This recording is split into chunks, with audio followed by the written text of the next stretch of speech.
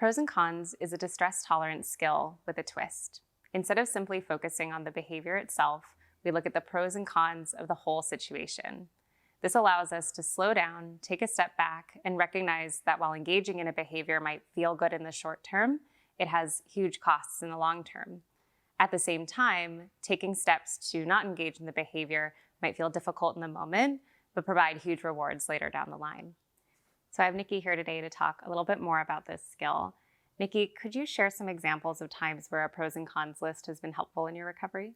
Yeah, absolutely. I think pros and cons lists can be helpful for a wide variety of situations. One of the things that I might use a pro con list for might include whether or not to do a certain challenge food. So you could look at what are the pros of doing the challenge food, what are the pros of not doing the challenge food, what are the cons of doing the challenge food, and what are the cons of not doing the challenge food. I love that you highlighted that we're looking at both sides of it, because that really allows us to really slow down. And I know, at least for myself in recovery, in the moment I might make a decision really quickly, coming more from emotion mind, but doing the pros and cons list lets us practice coming more from wise mind and looking at the whole situation over the long term.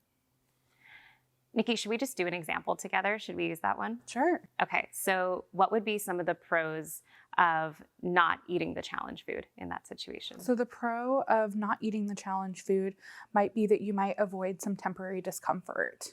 Mm-hmm. And then what would be the cons of not eating the challenge food? Cons of not eating the challenge food is that it would continue to be challenging. You would continue to struggle with that particular food. Definitely. We miss that chance to weaken the eating disorder. Mm-hmm. What would be the pros of eating the challenge food? Pros of eating the challenge food is that you weaken the eating disorder and move towards recovery. And what about the cons of eating the challenge food? Cons of eating the challenge food might be that you might feel temporary discomfort for a little bit. Yeah. Nikki, what would you say to someone who's considering trying on this skill? Why should they give it a shot?